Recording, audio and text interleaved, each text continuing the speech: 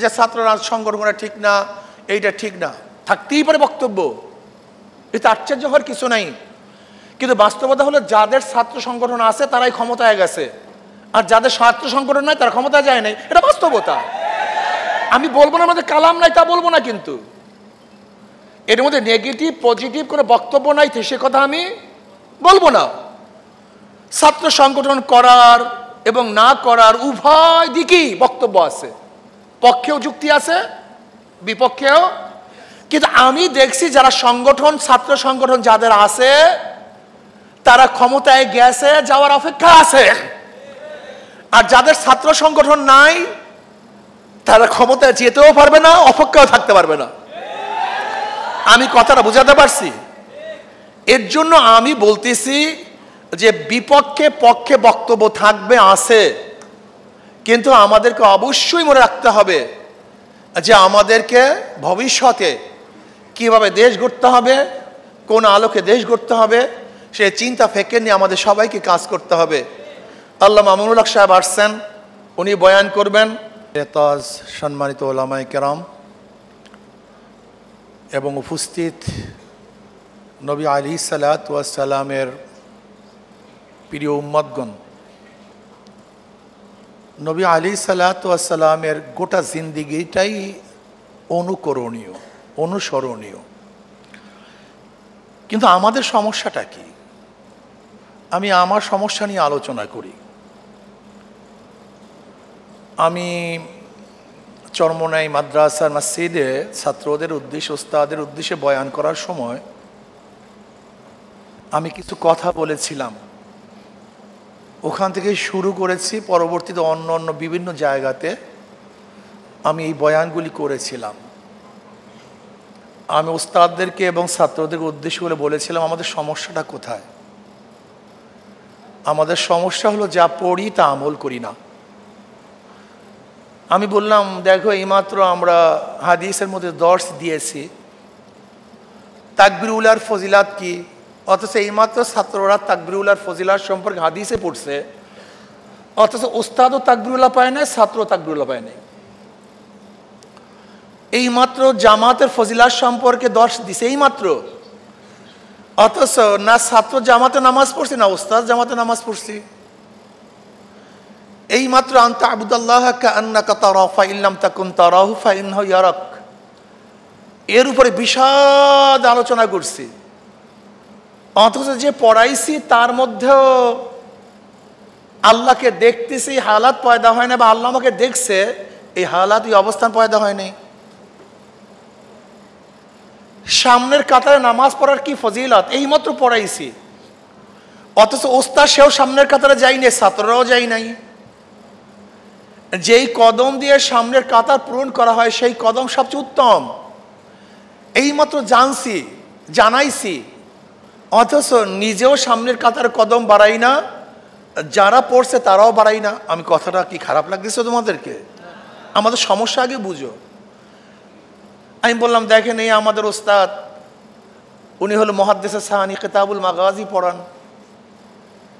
উনি পড়ান কিতাবুল মাগাজি, নবী আলাইহিসসালাতু ওয়াস সালাম যুদ্ধ সম্পর্কিত আলোচনা করেন। কিন্তু ওনার বুকে হাত দিয়ে বলুক তো, ওনার মধ্যে যুদ্ধের স্পৃহা কি একদিনও আসছে কিনা, আমি একটু যুদ্ধ করি। উনি এইমাত্র নবীর তলোয়ারের ফজিলাত পড়াইছেন, কিন্তু উনি তলোয়ার নিয়ে রাস্তা নামতে পারবেন কিনা, ওনার লজ্জা লাগবে। উনি তলোয়ার নিয়ে সামনে বের হতে পারবেন না, লজ্জা লাগবে, এটা আলেমদের শানের খেলাফ। অথচ এইমাত্র নবী আলাইহিসসালাতু ওয়াস সালামের জুলফিকার সম্পর্কে আলোচনা করছে, অথচ আমি তলোয়ার নিতে লজ্জা পাই। এইমাত্র নবী আলাইহিসসালাতু ওয়াস সালামের যুদ্ধের পোশাক সম্পর্কে আলোচনা করছি, অথচ আমি যুদ্ধের পোশাক পরতে লজ্জা পাই। এইমাত্র হুঙ্কারের কথা, আশিদ্দাউ আলাল কুফফার রুহামাউ বাইনাহুম, এইমাত্র পড়ছি, অথচ আমি বেঈমানদের সামনে কথা বলতে লজ্জা পাই, সংকুচিত হই। এর মানিটা কি? এর মানিটা হলো যা পড়ি পড়াই, শুধু পঠন পাঠন, এটাকে আমলে পরিণত করতে হবে, এই চিন্তা আমাদের মধ্যে নেই। এটা আমার গবেষণা, ভুল হতে পারে, জানি না তা না, আমরা জানি না তা না, আমরা মানি না। হাসাদ সম্পর্কে জানি, হাসাদের গুনাহ সম্পর্কে ওলামায়ে কেরাম জানে না তা না, কিন্তু আমাদের মধ্যে হাসাদ সবচেয়ে বেশি। শয়তান হাসাদের গাঁটটি মাথায় নিয়ে বাজারে রওনা করছে। একজনে প্রশ্ন করতেছে, ভাই তোমার মাথার মধ্যে কি? কলে হিংসার গাঁটটি, হাসাদের গাঁটটি। কোথায় যাও? কলে বাজারে যাই। কিসের জন্য? করে বিক্রি করার জন্য। কলে বিয়াকুফ, তোর হাসাদের গাঁটটি কে কিনবে? কলে আপনারা আলেমরা কিনবেন। হাসাদ সম্পর্কে আমরা জানি, কিন্তু আমাদের মধ্যে হাসাদ বেশি। কেবের সম্পর্কে আমরা জানি, কিন্তু আমাদের মধ্যে কেবের বেশি। রিয়া সম্পর্কে আমরা জানি, কিন্তু আমাদের মধ্যে রিয়া বেশি। ত্যাগ সম্পর্কে আমরা জানি, কিন্তু আমরা ত্যাগী না। ভোগের উপকৃত সম্পর্কে আমরা জানি, কিন্তু আমরা সবচেয়ে বেশি ভোগবিলাসী। তাকওয়া সম্পর্কে আমরা জানি, কিন্তু আমাদের মধ্যে তাকওয়া নাই। তাওয়াজু অবলম্বন করলে কি হয় আমরা সবাই যে, কিন্তু আমরা তাওয়াজু অবলম্বন করি না। এক মুসলিম আর এক মুসলিমকে মহাব্বত করার ফজিলত জানি, কিন্তু এক মুসলিম আর এক মুসলিমকে মহাব্বত করি না। আজকে দিনের জন্য সর্বোচ্চ উৎসর্গ করার হাদিস ও কোরআনের আলোকে আমরা বয়ান করি, কিন্তু নিজে কিন্তু সর্বোচ্চ ত্যাগ করার মেজাজ আমাদের মধ্যে পয়দা হয় না। আমি শুধু একটা কথা বলবো, জনাব মুহাম্মদ রাসূলুল্লাহ সাল্লাল্লাহু আলাইহি ওয়াসাল্লাম 23 বছরের জিন্দেগির বা আমল করা শুরু করুন, আর কিছুর দরকার নেই। নবী আলাইহিস সালাতু ওয়াস সালাম 23 বছরের জিন্দেগির মধ্যে সব কিছু আছে, সব কিছু। আমি এখন ওলামায়ে কেরামকে বলবো, আমি এই মতো জামিল সাহেবকে বললাম, এখনো সচেতন হন, নাহলে সামনে কিন্তু কেরাসিন, অবস্থা খারাপ, খুবই খারাপ। এখনো যদি হক্কানে ওলামায়ে কেরাম আহলুস সুন্নাত ওয়াল জামাতের সাথে যাদের সম্পৃক্ততা আছে, আমরা যদি এখনো নিজেদের মধ্যে ঐক্যতা রক্ষা করতে না পারি, অবস্থা খুবই অন্ধকার, অবস্থা খুবই খারাপ। আপনি বিশ্বাসও করতে পারবেন না, চিন্তাও করতে পারবেন না কত অবস্থা খারাপ হবে। আসুন, মা আতাকুমুর রাসূলু ফাখুযুহু ওয়া মা নাহাকুম আনহু ফান্তাহু। যাহা কিছু নিয়ে এসেছেন নবী আলাইহিস সালাতু ওয়াস সালাম 23 বছরের জিন্দেগিতে, যাহা কিছু নিয়ে এসেছেন ধরে বসো, যাহার থেকে নিষেধ করছেন ছেড়ে দাও। আজকে দেখেন আমাদের মূল সমস্যাটা কোথায়। রাষ্ট্র সম্পর্কে আমরা পড়াই, কিন্তু নিজেদের রাষ্ট্র গঠন করব এই চিন্তা মাথার মধ্যে আসে না। নবী আলাইহিস সালাতু ওয়াস সালাম তিনি দেশের প্রধান ছিলেন, আবু বকর রাদিয়াল্লাহু তাআলা দেশের প্রধান ছিলেন, ওমর রাদিয়াল্লাহু তাআলা দেশের প্রধান ছিলেন, ওসমান রাদিয়াল্লাহু তাআলা দেশের প্রধান ছিলেন, আলী রাদিয়াল্লাহু দেশের প্রধান ছিলেন। অথচ আমি দেশের প্রধান হব এই চিন্তা আমার মাথার মধ্যে আসে না, আসতেই চায় না।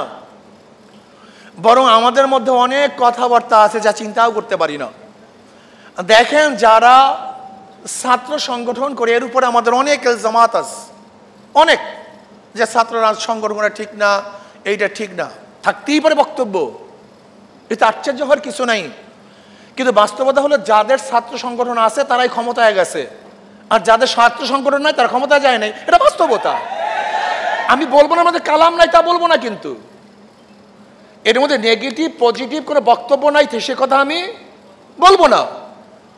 ছাত্র সংগঠন করার এবং না করার উভয় দিকেই বক্তব্য আছে, পক্ষেও যুক্তি আছে, বিপক্ষেও। কিন্তু আমি দেখছি যারা সংগঠন, ছাত্র সংগঠন যাদের আছে তারা ক্ষমতায় গেছে, যাওয়ার অপেক্ষা আছে। আর যাদের ছাত্র সংগঠন নাই তারা ক্ষমতায় যেতেও পারবে না, অপেক্ষাও থাকতে পারবে না।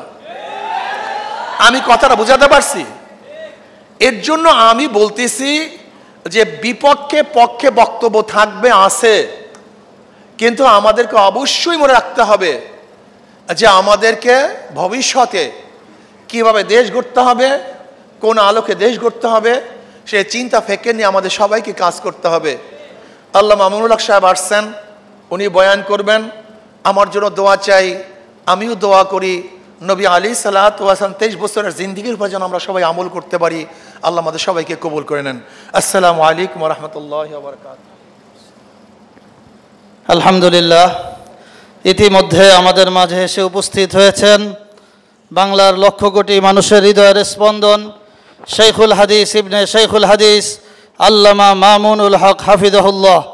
এখন আমাদের সামনে বক্তব্য রাখলেন বাংলার আরেকজন তৌহিদি জনতার হৃদয়ের স্পন্দন শেখে চরমনাই হাফিজাহুল্লাহ।